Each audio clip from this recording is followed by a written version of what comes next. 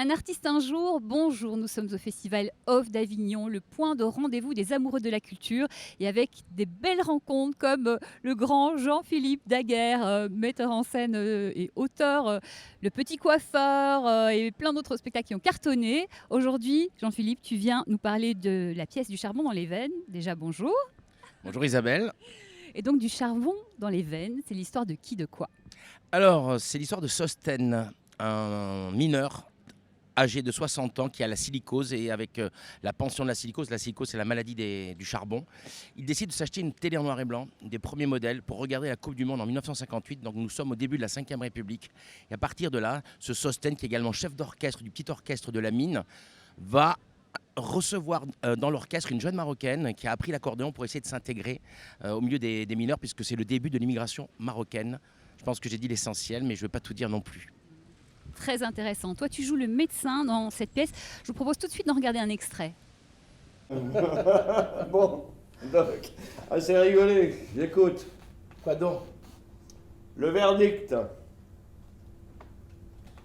Pas terrible. pas terrible terrible ou vraiment pas terrible? Vraiment pas terrible, terrible. J'ai pas peur de crever, mais ça me ferait bien chier de rater la Coupe du Monde. D'autant que j'ai payé la télé avec la pension de ma silicose. Vu la tête de vos poumons sur les radios, ça fait longtemps que vous devriez être mort. Mais comme vous êtes toujours vivant, on peut dire que les miracles existent. Chez les mineurs, la mort fait partie de nos vies.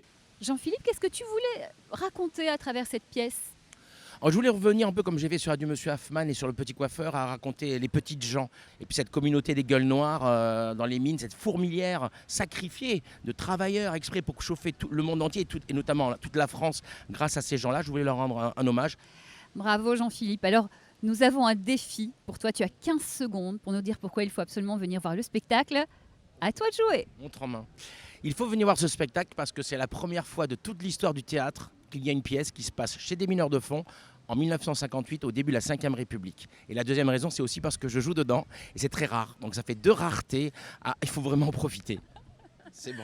Bravo, défi réussi. Tu nous rappelles le qui, quoi, quand, où? Alors c'est au Théâtre du Chien qui fume à 14h50 du 29 juin au 21 juillet. Merci Jean-Philippe, on te souhaite beaucoup de succès ainsi qu'à ton équipe. Merci Isabelle. Merci à tous. On se retrouve très vite pour un nouveau Un artiste un jour et d'ici là, bon spectacle.